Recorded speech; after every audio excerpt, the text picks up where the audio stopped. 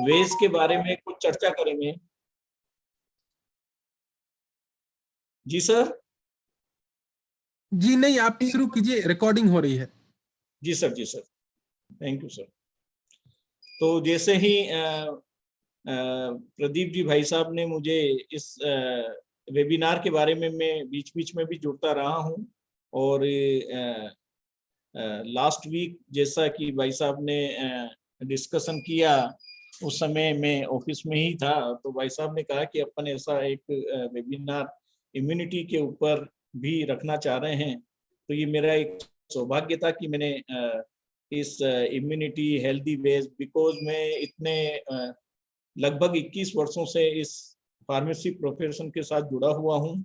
अध्यापन मेरा मुख्य कार्य है, और इसके साथ साथ जो रिसर्च है, वो रिसर्च कार्य हम समय समय पर करते रहते हैं, क्योंकि जो रिसर्च स्कॉलर्स हैं उनके साथ रह के और रिसर्च का एक आधिकारिक रूप से हमें अनुभव मिलता रहता है। हम अपने ये भी एक हमारी एक स्किल है जिसको हम खोना नहीं चाहते। प्रशासनिक कार्य की वजह से हफ्ते में एक बार जरूर हम अपनी लैब में 1, 2, 3 घंटे पूरा व्यतीत करने का प्रयास करते हैं।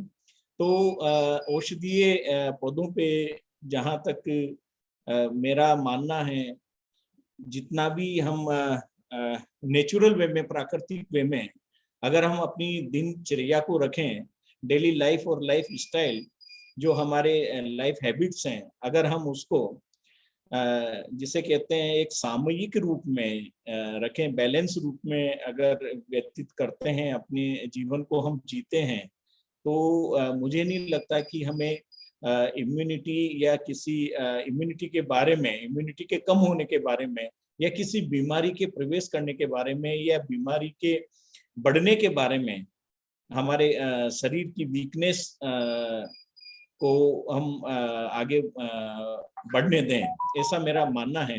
तो इसी संदर्भ में मैं आपसे दोहरी चर्चा ही आप मानिए, मैं वक्तव्य नहीं दूंगा। तो ये एक दोहरी चर्चा का ही विषय है कि आज के समय में आप देखिए, पिछले 1.5 वर्ष से हम इस एक महामारी से जूझते हुए आ रहे हैं, और ऐसा विकराल समय हमने और आप सभी ने भी, और आने वाले समय में जो हमारी थर्ड जनरेशन है शायद वो भी नहीं ऐसा नहीं देखे, हम सब ये चाहते हैं।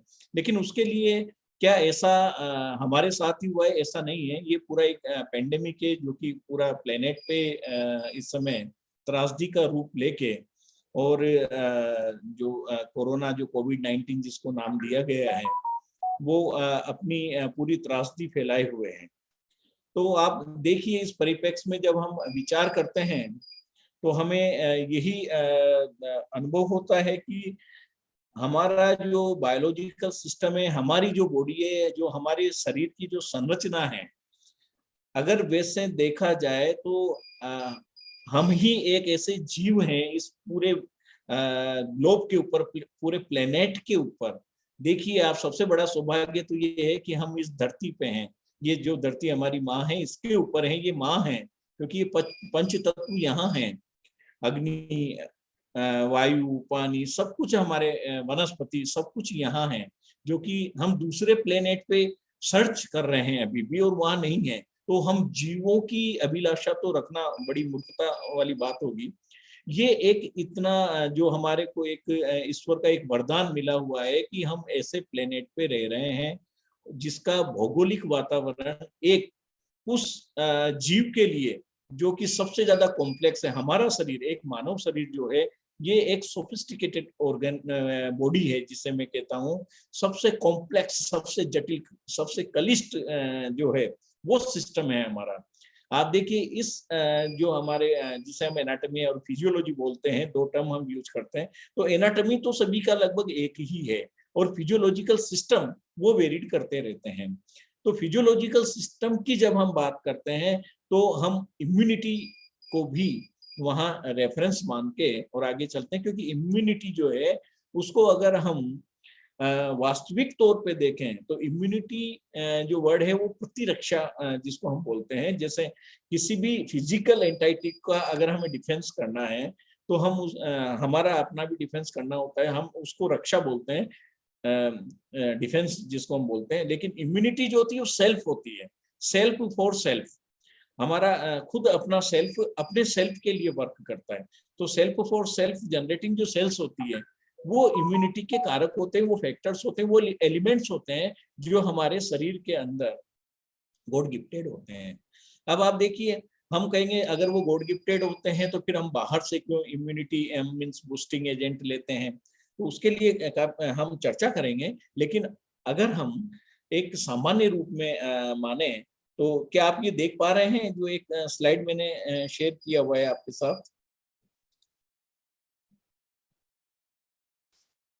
भाई साहब ये स्लाइड नहीं दिख रहा है भाई साहब, नहीं दिख रहा है, ये नहीं दिख रहा है सर स्लाइड? नहीं दिख रहा है। एक सेकंड सर।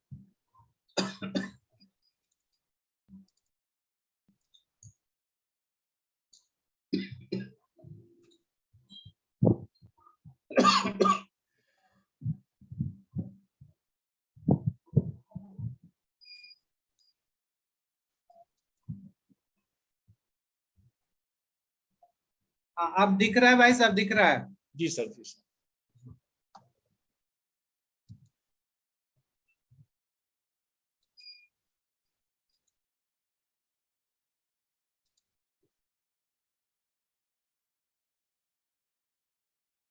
तो सर आप ये देखिए, इसके अंदर मैंने समराइज करने का प्रयास किया है कि हम कैसे इस इम्यूनिटी और इम्यून सिस्टम को समझें। ये आप देख रहे हैं इसके अंदर एक ह्यूमन है और ह्यूमन के चारों तरफ ये बैक्टीरिया, वायरस, जो विषाणु, कीटाणु और जो भी हम एलिमेंट बोलेंगे जो बाहर से अटैक कर सकते हैं, अटैक जिसे हम कहते हैं, ये जो हमारा पूरा शरीर है ये एक इंटीग्रेटेड सिस्टम होता है। शरीर में जैसे पाचन तंत्र जिसको हम बोलते हैं, digestive system, respiratory system, excretory system, तो सभी सिस्टम का बना हुआ ये जो शरीर है ये बड़ा बैलेंस होता है। अगर हम कहीं भी इसमें इम्बैलेंसिंग होती है तो कहीं भी, अब उसमें बहुत सारे फैक्टर्स होते हैं जो इसको इम्बैलेंस करने के लिए, वो फैक्टर्स होते हैं जो इसको इन्फ्लुएंस करेंगे, उसमें बहुत सारी चीजें आएगी, उसको एक एक करके हम आज डिस्कस कर पाएंगे। तो सबसे पहले हम ये समझते हैं कि ये इम्यूनिटी है क्या। तो इम्यूनिटी देखा जाए तो ये एक शरीर की ऐसी प्रणाली है जैसे एंटीबॉडी जो स्वयं को अलग करती है, हमारे शरीर के अंदर ही बनती है और फिर डिफ्रेंशिएट करती है। तो ये जो डिफ्रेंशिएशन होता है वो इस वजह से होता है कि बीमारियों के भी अलग अलग जो पैथोजेंस हैं, जो बीमारी के कारक कहलाते हैं, वो पैथोजेंस होते हैं, बैक्टीरिया भी हो सकते हैं, वायरस भी हो सकते हैं, फंजाई भी हो सकती है, बहुत सारे माइक्रोब्स होते हैं। तो वो बीमारी का जो बीमारी के कारक होते हैं उनको हम पैथोजन की श्रेणी के अंदर सम्मिलित करते हैं। बाकी आप देखिए जो बैक्टीरिया, वायरसेस होते हैं, ऐसा नहीं है कि वो सभी हानिकारक होते हैं, ऐसा नहीं है। हमारा जो शरीर है उसके अंदर इतने बैक्टीरिया हैं, मिलियंस ऑफ बैक्टीरिया। आप देखिए कि लेग्स ऑफ बैक्टीरिया तो हमारे पूरे शरीर और त्वचा पे रहते हैं, जो हमारी रक्षा करते हैं, शरीर की त्वचा की रक्षा करते हैं, डिफेंस मैकेनिज्म में एज ए सोल्जर वो काम करते हैं। तो वो होते हैं कमनसिल बैक्टीरिया जो हमारे लिए बेनिफिशियल बैक्टीरिया हैं, जिसको हम बोलते हैं कमनसिल्स बैक्टीरिया होते हैं, जो हमारी गट के अंदर भी होते हैं। तो आप देखिए उसके अलावा जो होते हैं, जो हानिकारक होते हैं, उसको हम बोलते हैं पैथोजेंस। तो वो पैथोजन के अगेंस्ट में हमारी जो रक्षा करने वाली जो सेल्स होती है वो ही एंटीबॉडीज, उनको हमने नाम दिया है, उनको वर्गीकृत किया है, क्लासिफाई किया है और संभावित रोगजनक जीवों या पदार्थों को बेअसर कर देते हैं। तो मेरा मतलब ये है कि ये एक ऐसे एलिमेंट्स हैं, ऐसे कंपोनेंट है हमारी बॉडी के अंदर जो न्यूट्रलाइज कर देते हैं उन पैथोजन को, राइट, जो पैथोजेंस बाहर से अटैक कर रहे हैं, या जो ऑर्गेनिज्म बाहर से अटैक कर रहा है, या जो सब्सटेंस भी बाहर से अटैक कर रहा है। तो इसी को हम इम्यून सिस्टम का नाम दे सकते हैं इसको, और मैं आपको विस्तृत रूप से बताना चाहूंगा। लेकिन आप देखिए कि इसकी जरूरत क्यों पड़ रही है। आज के परिप्रेक्ष्य में जब हम बात करते हैं तो एक छोटा सा वायरस बहुत ही जिसे कहते हैं, जिसको हम कभी अपनी नेक्ड आई से देख भी नहीं सकते, उसके लिए भी एक बहुत बड़ा इलेक्ट्रॉन माइक्रोस्कोप की हमें जरूरत पड़ती है। तो एक ऐसी सूक्ष्म चीज जो हमारे शरीर को अंदर से बिल्कुल क्षतिग्रस्त कर सकता है, एक ऐसा स्मॉल एंटाइटी। आप देखिए ड्रग जो हम लेते हैं उसका भी कुछ क्वांटिटी बॉडी में फिजिकल फॉर्म में दिखता है और वो बॉडी में लेते हैं तो असर करता है, लेकिन ये तो दिखता भी नहीं है। मतलब इतना शून्य मात्र है, जो दिखता नहीं है वो इतना कैसे कर जाता है, ये एक सोचने और समझने वाली बात है। तो ये जो वायरस है, ये देखिए आप, अगर हम इस वायरस से नहीं बच पाएंगे तो क्या होगा कि ये वायरस आपको, ये जो हम अभी कोरोना के परिप्रेक्ष्य में बात करें, तो ये जो वायरस है सबसे पहले श्वसन के द्वारा, जो हम रेस्पिरेटरी सिस्टम, हमारा जो सबसे वाइटल सिस्टम है, जो इंटीग्रल पार्ट है इस बॉडी का, लंग्स, उस लंग्स के अंदर सीधा वायु के माध्यम से अंदर प्रवेश करेगा। जब ये अंदर प्रवेश कर जाएगा तो आप देखिए, करने के बाद ये कैसे अटैक करता है, ये हमारी म्यूकस सेल से चिपक जाता है, फिर ये ब्लड के अंदर चला जाता है, तो वहां जाके और ये अपना कार्य करता है, अपनी कॉलोनी डेवलप करता है, प्रोपगेशन करता है, और हमारे अदर ऑर्गन्स को ये फिर इन्फ्लुएंस करता है, उनको डिफीट करता है, उनके फंक्शनिंग को डिसफंक्शनिंग वे में ये अपना कार्य करता है।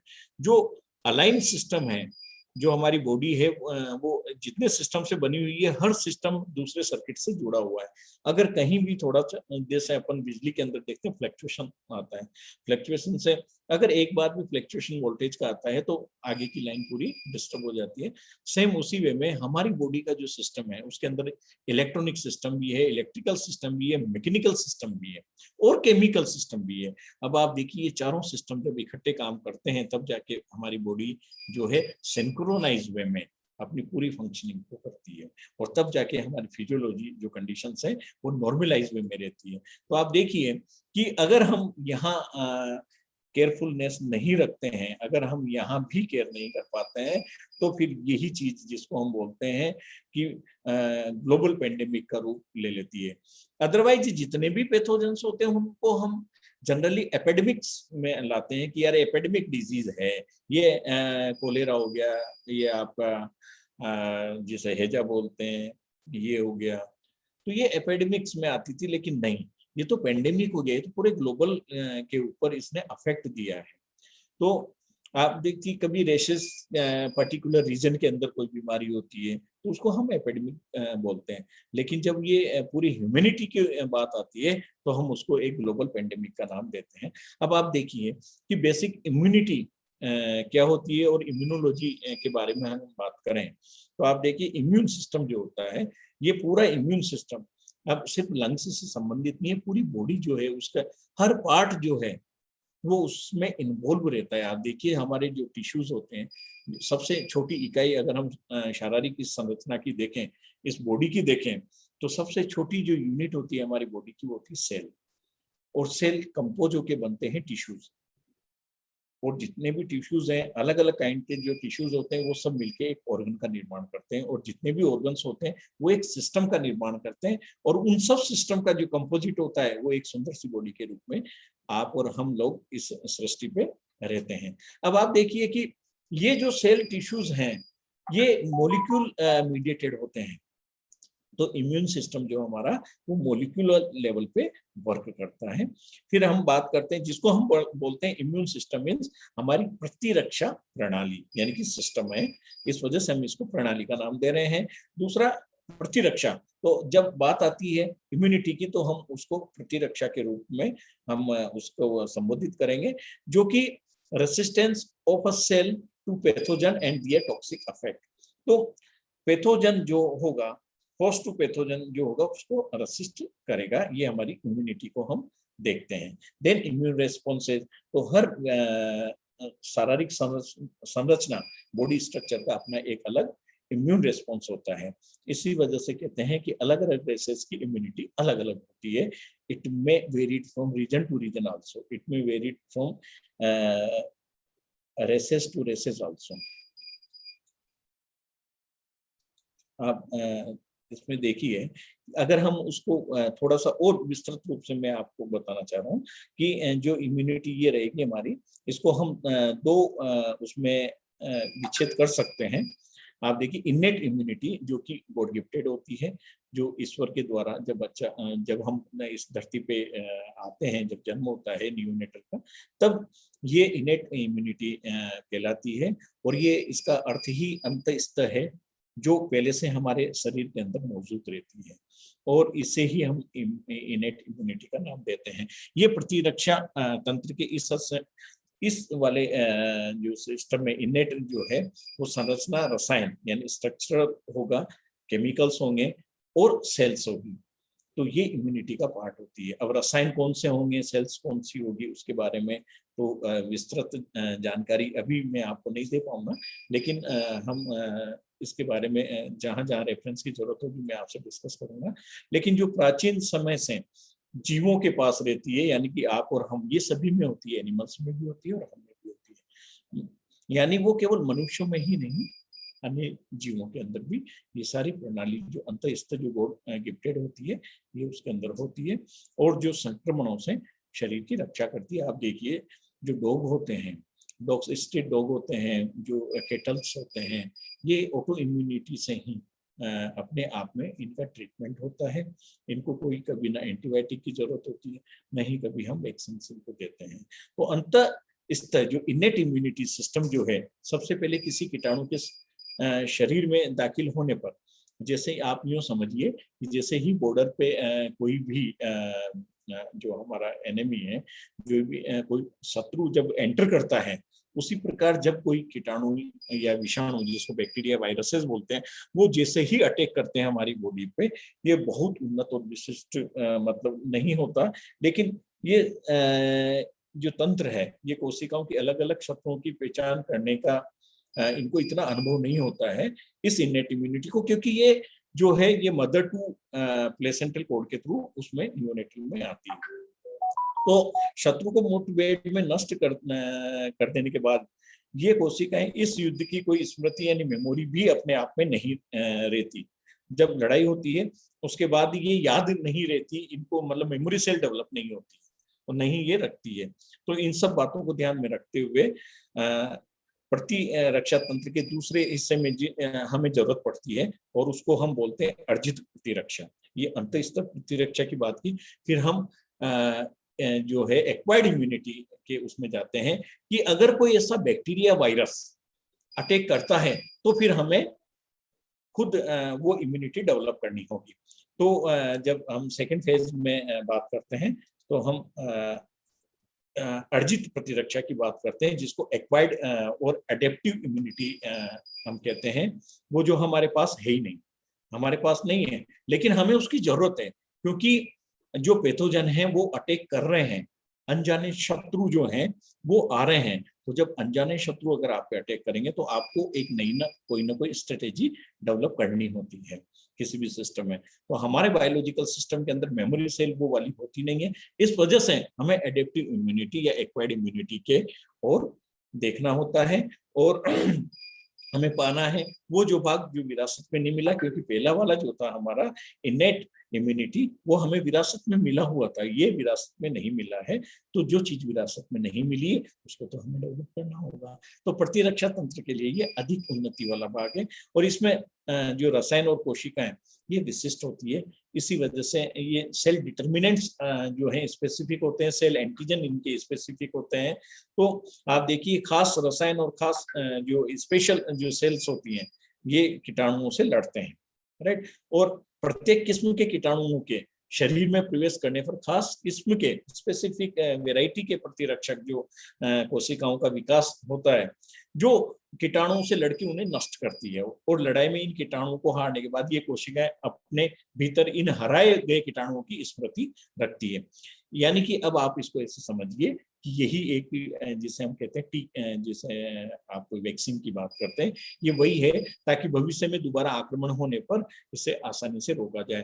जो वैक्सीन आपकी बॉडी के अंदर लगता है वो खास किस्म का प्रतिरक्षक डोज है, राइट। उसी को आपने अपनी बॉडी के अंदर हम इंजेक्ट करते हैं, राइट। तो हमारा जो बॉडी का सिस्टम है वो इन जो बाहर से जो वैक्सीन डाला है उसमें भी वही सेल है, राइट। वही एक तरीके से वायरस है, लेकिन वो एटीन्यूएटेड वायरस है।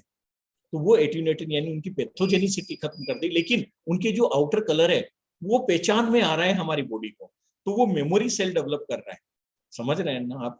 वो मेमोरी सेल डेवलप कर रहा है। वो विषाणु आया, हमारी बॉडी ने अटैक किया और उनको मार गिराया, और हमारी बॉडी के अंदर डिफेंस जो है हमारा सिस्टम वो मजबूत होता जा रहा है, क्योंकि स्मृति वैसे सोल्जर हमारे तैयार हो चुके हैं, उनसे लड़ाई करने के लिए हमारे वो सोल्जर तैयार हो चुके हैं जो बाहर से दुश्मन आए थे उनको मारने के लिए कॉम्पीट कर पाए।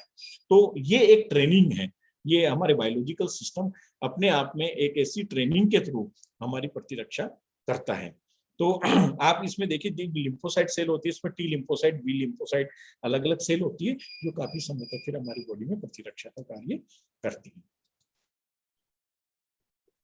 अब जब हम आगे चलते हैं तो इसको आप इस वे में देखिए कि कौन कौन से ऐसे एलिमेंट्स होंगे जो कि हमें बाध्य करेंगे वैक्सीन लेने के लिए। तो आप देखिए, वायरस जो है ये आपकी इम्यूनिटी को डिस्टर्ब करते हैं, क्योंकि इससे आपका पूरा जो सिस्टम है ये डिस्टर्ब होगा। एलर्जी भी हो सकती है इससे, बायोलॉजिकल सिस्टम, रेस्पिरेटरी सिस्टम भी डिस्टर्ब हो सकता है, गैस्ट्रो सिस्टम भी हो सकता है। कुछ ऐसे वायरसेस होते हैं जो हमारे सेंट्रल नर्वस सिस्टम, कुछ वायरस ऐसे होते हैं जो पेरिफेरल नर्वस सिस्टम को भी डैमेज करते हैं। तो आप देखिए, ये कार्सिनोजेंस होते हैं, कुछ कैंसर कोजिंग एजेंट्स होते हैं, कुछ पोल्यूटेंट्स होते हैं, कुछ जर्म्स होते हैं, कुछ बैक्टीरिया होते हैं, टॉक्सिन, उनके टॉक्सिन्स भी होते हैं, फंगस भी हो सकती है। तो ये जितने भी हैं ये सभी कहीं ना कहीं हमारी इम्यूनिटी से जुड़े हुए हैं। अगर इनमें से एक भी चीज हमारी बॉडी के अंदर हावी हो गई और हमारा जो सिस्टम है अगर उसको हरा नहीं पाया, तो वो हावी होके हमारे ही सिस्टम के अंदर अपनी कॉलोनी डेवलप करेगा और कॉलोनाइजेशन करके हमारी उन नियर बाई सेल को पहले एनगल्फ करेगा। अगर वो सेल उसको रेसिस्ट नहीं कर पा रहा है तो फिर वो ऑर्गन तक भी परफ्यूज्ड हो सकता है। तो आप देखिए, ये जो इम्यून सिस्टम है ये एक तरीके से एक नेटवर्क हो गया, जिसमें सेल भी है जो हमारे सोल्जर की तरह, उनके आगे फिर टिश्यूज भी हैं, फिर ऑर्गन भी हैं, और ये सभी जैसे सोल्जर होता है, फिर कमांडर होता है, फिर चीफ होता है, तो ये सभी मिलके एक साथ वर्क करते हैं उस बॉडी के प्रोटेक्शन के लिए। तो बॉडी का प्रोटेक्शन किससे? उन एनिमी से जो कि इंफेक्शन कोजिंग एजेंट हैं। तो हमारा जो ये बॉडी है ये खुद अपने आप में एक एनवायरनमेंट तैयार करता है उनसे निपटने के लिए, माइक्रोब से निपटने के लिए, बैक्टीरिया से, वायरस से, फंजाई से, क्योंकि ये जितने भी हैं ये हमारे इम्यून सिस्टम को कहीं ना कहीं डिस्टर्ब करते हैं। So this system will try to identify those microbes and react accordingly. तो आप देखिए आगे कि इम्यूनिटी का रोल कैसे आ रहा है डिफेंस में। जैसा कि अभी हमने डिस्कस किया, defence against the growth of tumour से, क्योंकि कुछ कार्सिनोजेंस जाने अनजाने में हमारी बॉडी के अंदर प्रवेश कर जाते हैं। तो उन केसेस में जो है बॉडी अपने इम्यून सिस्टम से, आपने देखा होगा कि कैंसर, आजकल कैंसर बहुत ज्यादा हो रहा है, तो ये सब चीजें, आजकल डायबिटीज बहुत ज्यादा हो रही है। तो ऐसा क्यों है? क्योंकि इन सब में अगर आप देखेंगे, अगर हम गहराई से देखें तो हम हमारे जो प्राकृतिक जो वातावरण था, जो नेचुरल इकोसिस्टम था, उससे कहीं ना कहीं हम डिस्टर्ब हो जाते हैं। हमारा खान पान देखें या हमारी लाइफ स्टाइल देखें, तो उससे पूरा जो हमारा बायोलॉजिकल सिस्टम है वो कहीं ना कहीं अफेक्ट तो हो ही रहा है। आप देखिए, इम्यून सिस्टम में ये ऑर्गन सेल और मॉलिक्यूल्स का जब ये कंपोजिशन है, जैसे मॉलिक्यूल, सेल और ऑर्गन मिलके पूरे इम्यून सिस्टम को रेगुलेट करते हैं। तो आप देखिए, ऑर्गन्स में जब हम जाते हैं तो ये इतनी सारी ऑर्गन्स हैं डिफरेंट डिफरेंट साइट पे जो इम्यून सिस्टम में इन्वॉल्व है। तो ये यहाँ से ही स्टार्ट हो जाता है। कोई भी चीज जब आप लेते हैं या एनगल्फ करते हैं या रेस्पिरेशन के थ्रू अंदर जाता है, तो नेजल कैविटी से ये जो हमारा जंक्शन है वहाँ टॉन्सिल्स होते हैं, एडिनोइड्स होते हैं, फिर नीचे आपका यहाँ थाइमस ग्लैंड होता है, राइट। दोनों लंग्स जहाँ हमारे जो रिब के जहाँ स्टर्नम जो होता है वहाँ थाइमस ग्लैंड होता है। फिर आपका थाइमस नोड्स होते हैं, स्प्लीन होती है, पेयर्स पैचेज होते हैं हमारे जीआईटी के अंदर। तो ये सब जो ऑर्गन्स हैं ये सेंसिटिव होते हैं और ये रिएक्ट करते हैं। कोई भी अगर बैक्टीरिया, वायरस है तो ये एक तरीके से एक जंक्शन है जो डिपोट है, ये डिपोट है, फाइटिंग डिपो या जिसे डिफेंस डिपो हम कह सकते हैं, जहाँ जो भी बैक्टीरिया जाएगा पहले उसको वहाँ वो चेक पोस्ट पे अपना वो करना होगा, डिफेंस करना होगा। अगर वो वहाँ हमारे बॉडी के सेल को अगर वो उस फाइटिंग में जीत जाता है, विनर रहता है, तो फिर वो अंदर आगे से आगे जाके पेनिट्रेट करता है। मीन्स बॉर्डर सिक्योरिटी फोर्स की तरह ये हमारा जो अलग अलग ऑर्गन्स हैं ये वर्क करते हैं। जब आप अगर कोई ऑर्गन, कभी ऐसा होता है कि ऑर्गन हमारा इतना सेंसिटिव हो जाता है कि उसमें बहुत सारे फैक्टर्स होते हैं कि किसी की डायबिटीज है तो भी ऑर्गन, आपका पर्टिकुलर ऑर्गन जो है वो सेल्स जो है उसकी वो कमजोर हो सकती है। तो अगर ऐसा है तो फिर वो मॉलिक्यूल्स लेवल पे अगर हम देखें तो हमारी बॉडी के अंदर एंटीबॉडीज, जैसा कि आप सभी इस नाम से परिचित है, एंटीबॉडीज बनती है। कॉम्प्लीमेंट सिस्टम जो होता है, साइटोकाइनिन्स पे इंटरल्यूकिन्स, IL-4 अभी देखा होगा आपने, डायमंड टेस्ट कराइए इसके लिए कि कितना इन्फेक्शन बढ़ रहा है। तो ये पूरा एक साइंस है और उस साइंस में एक जो है हम छोटे छोटे मॉलिक्यूल्स के लेवल को देख के ये पता लगाने की कोशिश करते हैं कि इन्फेक्शन का लेवल कितना जा रहा है, हमारा डिफेंस मैकेनिज्म कितना कार्य कर रहा है या कितना एक्टिव है। तो आप देखिए इसके बारे में हमने ये तो डिस्कस कर ही चुके हैं। अब ये जो एक्वायर्ड इम्यूनिटी की जब हम बात कर रहे थे तो इसमें मैं आपको ये अभी वर्तमान परिप्रेक्ष्य में जो कोविड-19 है इसके रेफरेंस में मैं आपको बताना चाह रहा हूँ।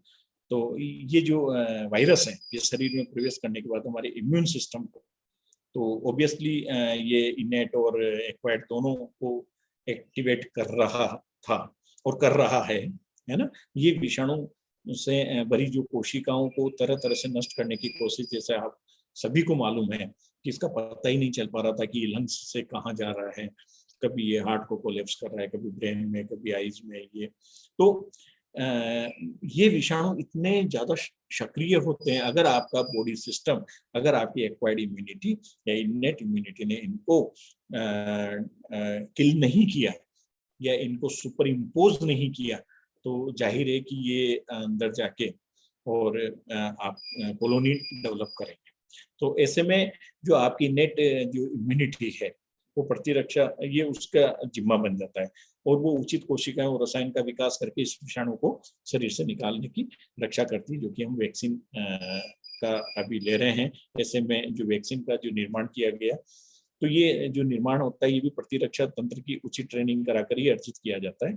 ऐसा हम डायरेक्ट इसका कोई बना हुआ ऐसा नहीं है कि एक वायरस के मतलब ये जो टीका है या जो वैक्सीन है ये सभी वायरस में काम है, ऐसा नहीं है।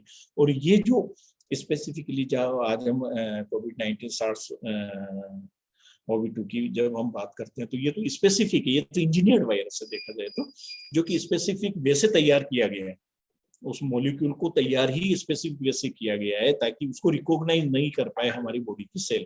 तो आप देखिए उस वे में हम इसको कैसे आसानी से इसके डिफेंस कर पाए, उसके लिए ही ये इतने वैज्ञानिकों की टीम, जो thousands of scientist are working day और नाइट, हर देश के अंदर इसके ऊपर कार्य चल रहा था। और हमारे जो भारतवर्ष ने भी इसके अंदर पहल की। तो ये हमारे इम्यून सिस्टम के बारे में जो है एक जनरल मैंने आपको डिस्कशन किया।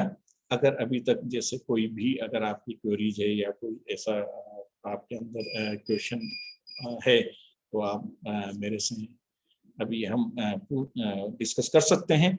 इसके बाद जो है मैं डिफरेंट वेज जो है कि हम इम्यूनिटी को कैसे बूस्टअप करें उसके बारे में भी हम डिस्कस करेंगे, क्योंकि हमारा जो स्वस्थ शरीर है ये स्वचालित सिस्टम है, ऑटोमेटिक सिस्टम है। तो ये स्वचालित सिस्टम के भीतर की कोशिकाओं और ऊतकों के द्वारा ही उत्पन्न होता है। मैंने जैसा आपको पहले ही बताया है कि सेल्फ रिकॉग्नाइजिंग सिस्टम है, जो हमारी खुद की कोशिकाएं, जो सेल है और टिश्यूज है, उन्हीं के द्वारा ये जो है उत्पन्न होता है इम्यून सिस्टम। और ये हार्वर्ड मेडिकल स्कूल ने 2014 के अंदर इस स्टेटमेंट को दिया था और इन्होंने काफी सजेशंस दिए कि how we can regulate, how we can conduct our system in a best way by controlling or by in a discipline as far as concerned with the cell and tissue। तो आप देखिए इसके अंदर बहुत सारी जो वेज हैं उनसे हम हमारी इम्यूनिटी को बूस्ट कर सकते हैं।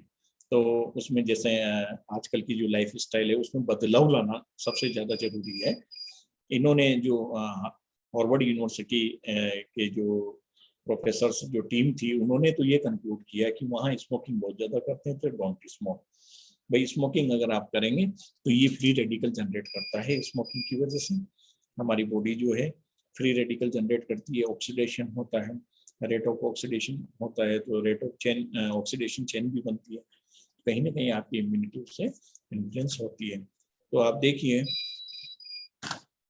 उसके अलावा जो है जो सजेशंस जो दिए जाते हैं कि भाई आपको हाई जो है फ्रूट और फाइबर्स और रफेज डाइट आपको लेना चाहिए, बिल्कुल सही है। हमारी जो डाइट है अगर हम उसको संयम रूप से रखें, रफेज हम लें, उसके अंदर कुकुम्बर हो गए, आपके डाइटरी फ्रूट्स हो गए, वेजिटेबल्स, ग्रीन स्पिनच वगैरह जो भी वेजिटेबल्स होती है, ग्रीन वेजिटेबल्स, वो अगर हमने जिससे पहले कहते थे मोटा अनाज खाने से तो वैसे ही बीमारी नहीं होती, आजकल तो इतना मतलब जिसे कहते हैं पैक्ड आटा जनरली ये ट्रेंड बन चुका है। और ये अमेजोन और ये जो ऑनलाइन सर्विसेज आने के बाद तो हर चीज पैक्ड उसमें आती है। तो आप देखिए ये भी एक तरीके से प्रदूषित करने वाली चीजें हैं, क्योंकि कोई भी चीज सामान्य तौर पे प्रिजर्व नहीं हो पाती एनवायरमेंटल कंडीशन, तो कहीं ना कहीं इनमें प्रिजर्वेटिव्स तो यूज होते हैं। और जब वो प्रिजर्वेटिव होते हैं तो अपने उत्पाद को ज्यादा स्टेबिलिटी करने के लिए, यानी कि उसकी सेल्फ लाइफ बढ़ाने के लिए कहीं ना कहीं उसमें परमिशेबल लिमिट से ज्यादा प्रिजर्वेटिव डाले जाते हैं। तो इनसे हमें दूर रहना चाहिए। Regular exercise foremost required.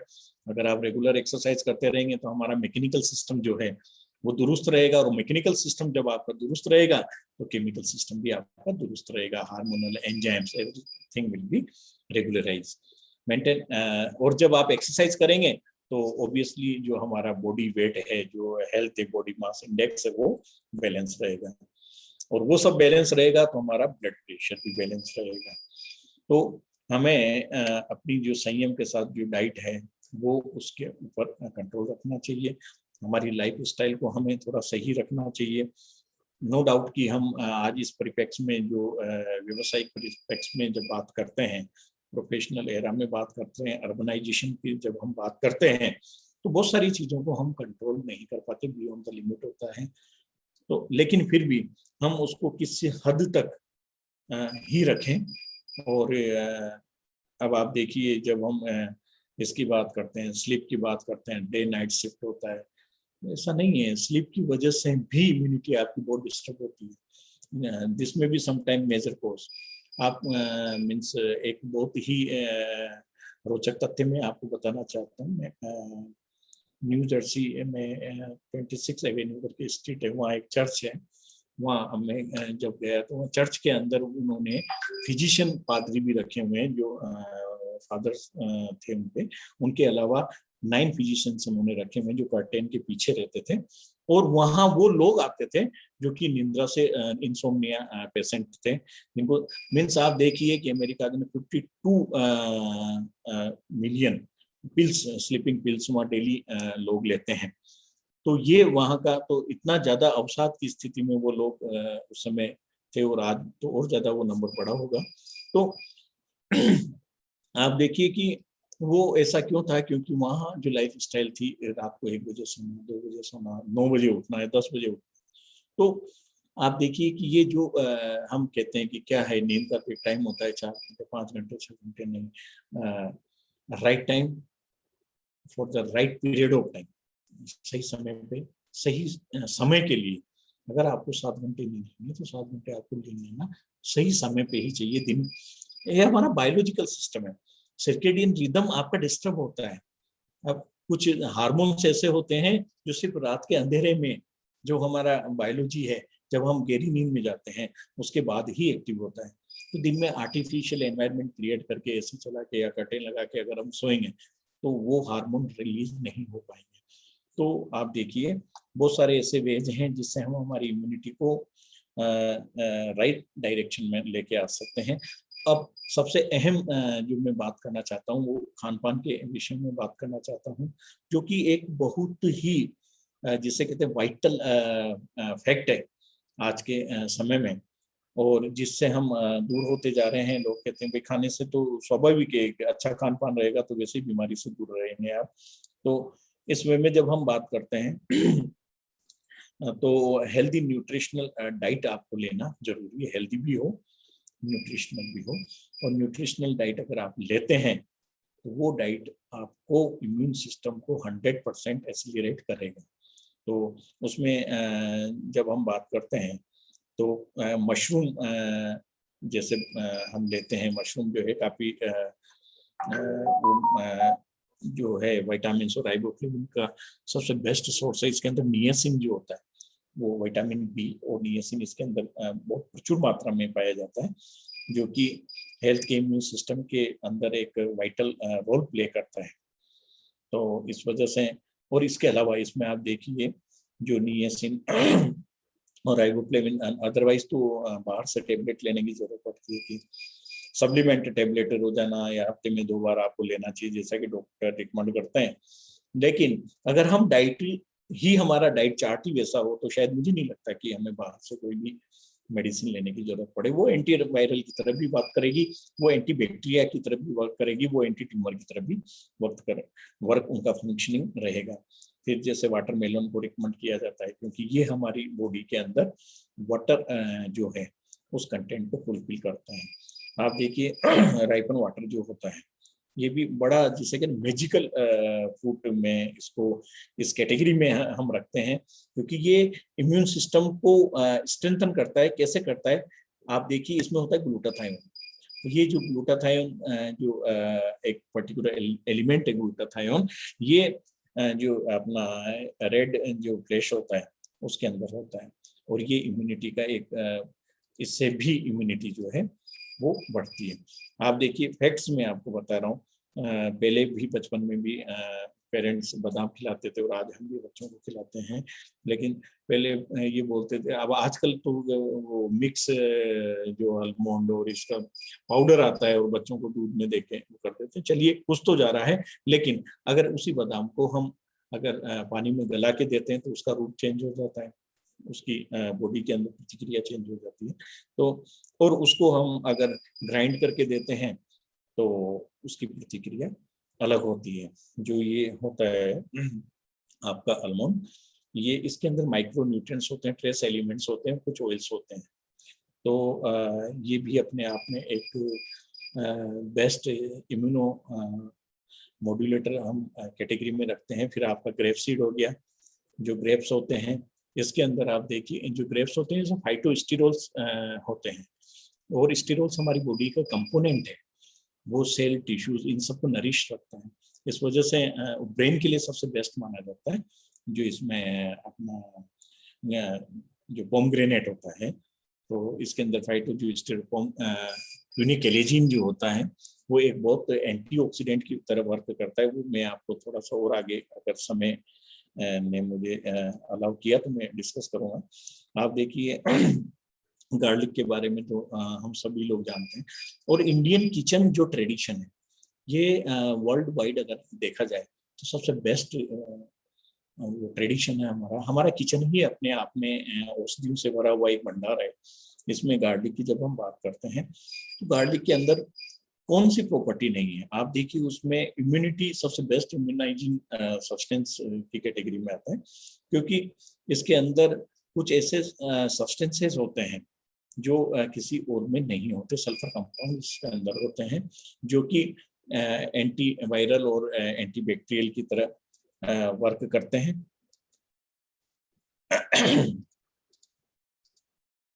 ये देखिए अब इसमें जो एक एलिसिन जो कंपाउंड है, ये जो एलिसिन कंपाउंड होता है सल्फर कंटेनिंग कंपाउंड होता है, जो कि सबसे बेस्ट इम्यूनाइजिंग और इम्यूनो बूस्टिंग प्रॉपर्टी इसकी होती है। और आप कहीं भी चले जाएं, right means east to west, किसी भी कंट्री में आप जाएंगे गार्लिक प्रिपरेशन आपको मिलेगी ही मिलेगी। तो ये कुछ ऐसे किचन एम्बोडिमेंट्स हैं जिनको हम यूज कर सकते हैं। सिट्रस फ्रूट, सभी आप लोग और हम सभी और हमारे पूर्वज भी सिट्रस फ्रूट को कहते हैं कि यार मौसमी जो होती है, मौसमी फल, ये खाना बहुत जरूरी होता है। वाकई वो बिल्कुल सही था। सिट्रस फ्रूट के अंदर जितने भी सिट्रस फ्रूट होते हैं हम सभी जानते हैं उसमें विटामिन सी सबसे ज्यादा होता है। लेकिन विटामिन सी कैसे खाया जाए, आप देखिए कभी हम उसको गर्म करके डालते हैं, कभी ठंडे में डालते हैं, तो चलिए कैसे भी जा रहा है, लेकिन कुछ परसेंटेज तो उसका हमारी बॉडी के अंदर लग ही रहा है। So vitamin C play a vital role, essential role in the production of the white cell. और यही व्हाइट सेल जिसको हम WBC बोलते हैं, ये की फैक्टर है फाइटिंग हमारा इम्यून फाइटिंग सिस्टम के अंदर। इस वजह से WBC बनता है इससे। तो आप देखिए ये उसको स्ट्रेंथनिंग करता है, उसको नरिशिंग करता है। पॉपुलर सिट्रस फ्रूट के अंदर आपके ऑरेंज, ग्रेप्स, लेमन, ये जो है ये आते हैं और ये हमारी बॉडी के लिए बहुत जरूरी है। फिर अभी आपने देखा होगा हम जिंजर का बहुत ज्यादा हमारे इंडियन ट्रेडिशनल सिस्टम में हम जिंजर यूज करते हैं, चाय के अंदर जिंजर यूज करते हैं, हम खाने में जिंजर यूज करते हैं। तो ये जो जिंजर, इसमें जिंजर ग्रीन नाम का एक ऐसा कंपोनेंट होता है जो हमारे डाइजेस्टिव सिस्टम को परफेक्ट रखता है। आपको एंटी इन्फेक्टिव इसकी प्रॉपर्टी होती है। इवन दो अगर टॉन्सिल्स हो रहे हैं तो आप हनी के अंदर जिंजर का जूस डाल के और 3-4 बार लेते रहें तो आपके गले की खराश भी खत्म हो जाएगी और आपके जो सुपरफिशियल माइक्रोफ्लोरा जो बैक्टीरिया है, कोई पैथोजन है, वो भी नष्ट हो जाते हैं। तो इतना मिरेकुलस हमारे पास जिसे कि ट्रेजर है, जिससे कि हम अपने इम्यून सिस्टम को बड़े अच्छे से दुरुस्त रख सकते हैं। जब वेजिटेबल की बात आती है तो ब्रोकली हमारे हिमाचल में काफी होती है। ब्रोकली के अंदर विटामिन प्लस मिनरल्स बहुत ज्यादा होते हैं और इसके अंदर जो एंटीऑक्सीडेंट एक्टिविटी तो होती है, लेकिन उसके अलावा विटामिन ए भी होता है और ई भी होता है जो हमारी त्वचा और हड्डियों के लिए भी बड़ा कारगर रहता है। आप देखिए ग्रीन टी की जब हम बात करते हैं, ग्रीन टी विदेश में ग्रीन टी बहुत ज्यादा यूज करते हैं और हिमाचल के अंदर जो पालमपुर डिस्ट्रिक्ट है वहाँ तो पूरा एक टी के बागान बने हुए हैं। एक रिसर्च सेंटर बना हुआ है, Indian herbal diversity centre, IHBT CSIR का सेंटर है।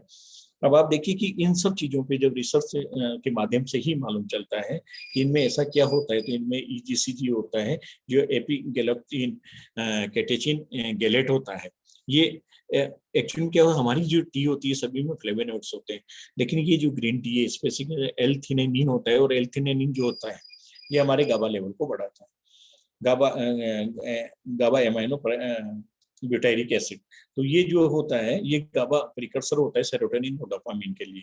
और ये जो सेरोटोनिन और डोपामिन जो है ये न्यूरोट्रांसमीटर होते हैं हमारी बॉडी के अंदर। जो मैंने आपको बताया था केमिकल सिस्टम भी होता है, इलेक्ट्रिक भी होता है, मैकेनिकल भी होता है।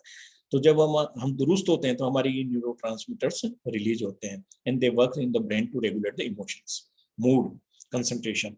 तो ये जो डोपामिन सेरोटोनिन है ये जब एलिवेट होते हैं तो आप देखिए इसमें मूड भी आपका जो है एकदम हैप्पी मूड रहेगा, आपका एनर्जेटिक मूड रहेगा, कंसंट्रेशन भी आपकी बनेगी, अलर्टनेस भी आपकी रहेगी, स्लीपनेस जो है वो भी यू फील प्लीजेंट। तो आप देखिए कि एक छोटी सी चाय कितना असर कर रही है, लेकिन हम उसको क्या करते हैं, हम पानी डाल के दूध डाल के और उसके जो पोटेंट जो फाइटो एक्टिव्स हैं उनको थोड़ा सा अल्टर कर देते हैं, क्योंकि जब हम दूध डालते हैं तो उसकी जो प्रकृति है वो चेंज हो जाती है, उसकी तासीर भी चेंज हो जाती है।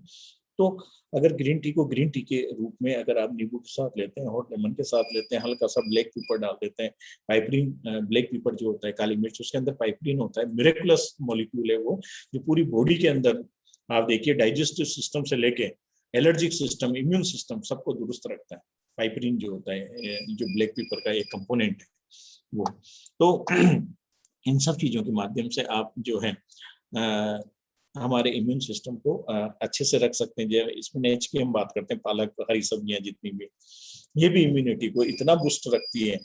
अब आजकल का जो लाइफ स्टाइल है, बच्चे सब्जी खाना पसंद नहीं करते, ग्रीन लीफ वेजिटेबल खाना पसंद नहीं करते। अगर ये सब चीजें उनकी डाइट का पार्ट नहीं बनी तो सर्टेनली आप लिख लीजिए कि आने वाले 5 साल के अंदर इन सब जितने भी ये हमारे किचन एम्बोडीमेंट है इनके टेबलेट्स आने लग जाएगी, जो कि बच्चों को देना अनिवार्य हो जाएगी, क्योंकि हम आर्टिफिशियल मेडिसिन से बच्चों के सिस्टम को, स्पेसिफिकली इम्यून सिस्टम को तो आप दुरुस्त नहीं रख सकते। फिर आप आलमंड का जो मैंने आपको बताया था, आलमंड को क्यों हम, क्योंकि उसमें मैग्नीशियम होता है, मैग्नीशियम भी होता है, उसके अलावा विटामिन ई होता है जो कि सबसे ज्यादा इसी के अंदर होता है। इस वजह से हम इसको यूज करते हैं। सर्दी में बादाम सेक के खाई जाती है, गर्मी में हम उसको पेस्ट बना के और दूध के अंदर मिक्स करके सर्दी में देते हैं। टर्मरिक आप देखिए, टर्मरिक सबसे जो किचन किंग माना जाता है, टर्मरिक हल्दी, वो इतना मिरेकुलस कंपोनेंट है उसके अंदर, कुरकुमिन जो होता है, और कुरकुमिन ऑयल भी निकाला जाता है हल्दी का, वो आपके इम्यून सिस्टम को परफेक्ट करता है, क्योंकि इसके एंटी इन्फ्लेमेटरी एक्टिविटी तो होती है। तो जब हम मॉलिक्यूल्स की बात करते हैं, कंपोनेंट की बात करते हैं, इम्यूनिटी कंपोनेंट, तो इंटरल्यूकिन्स के रिलीज को भी ये बढ़ाता है कुरकुमिन। तो आप देखिए कि उससे कितना हम वो कर सकते हैं। अर्थराइटिस इन को भी दुरुस्त करता है। तो ये जो जितनी भी मैं आपको बतला रहा हूँ, ये सब चीजें आपकी इम्यून सिस्टम को कहीं ना कहीं अफेक्ट कर रही है, और बहुत ज्यादा अफेक्ट करेगी अगर हम इनके ऊपर ध्यान नहीं देंगे। तो आप देखिए, जब लाइफ स्टाइल की बात आती है, तो अनहेल्दी ईटिंग हैबिट्स अगर रहेगी, तो हमारा इम्यूनिटी जो लेवल है वो ऑरेंज उसमें रहेगा, रेंज में रहेगा, यानी कि आपकी इम्यूनिटी कहीं ना कहीं सप्रेस हो रही है, इम्यूनिटी चैलेंजिंग है। स्मोकिंग करेंगे, इम्यूनिटी चैलेंजिंग से भी अक्रॉस हो जाएगी, वो खतरे की घंटी की तरफ बोलेगा। एल्कोहल अगर एक्सेस में ले रहे हैं तो भी वो करेगा। माइल्ड और मॉडरेट जो इंटेक ऑफ एल्कोहल है वो परमिशेबल है, लेकिन अगर उससे ज्यादा लेते हैं तो टिश्यू डिहाइड्रेट हो जाते हैं। इस वजह से इसको इतना नहीं लेना चाहिए। फिर आप वैक्सीनेशन की बात करते हैं, वैक्सीनेशन लिया, आपका इम्यूनिटी लेवल बिल्कुल परफेक्ट ग्रीन जोन के अंदर है, no pathogen will attack, right. तो आप रेगुलर एक्सरसाइज, ये आपकी ग्रीन जोन में रखता है, योगा आपको ग्रीन जोन में रखता है। तो ये मोस्ट पावरफुल, जिसे कहते हैं ना, पावरफुल फोर्स है to maintain the good immune system. और and another thing is the positive thinking. So positive thing and not allowing yourself to unnecessarily drain emotionally by worries or fear. तो हमें unnecessarily चिंता नहीं करनी चाहिए किसी भी चीज की। अगर आप चिंता करेंगे तो अवसाद का शिकार होंगे, अवसाद का शिकार होंगे तो सर्टेनली आपका इम्यून सिस्टम डिस्टर्ब होगा। तो ये मैं कुछ तथ्य थे जो आपसे डिस्कस करना चाह रहा था। अगर आपको और कोई ऐसा सवाल दिल में है तो हम उसको डिटेल में और डिस्कस कर सकते हैं। समय की बात देता, 8 बजे भाई साहब ने बोला था, 7:55-56 हो चुके हैं। अगर आप मुझे अलाउ करें तो मैं आगे की तरफ बढ़ूं, अदरवाइज अपन इसको इंटरेक्शन सेशन स्टार्ट कर सकते हैं। ये सतीश सप्रा जी कुछ पूछना चाहते हैं। जी सर। अपने आप को अनम्यूट करें। नहीं कर जी, पा रहे, मैं पूछिए। करता हूँ, परमिशन दे रहा हूँ।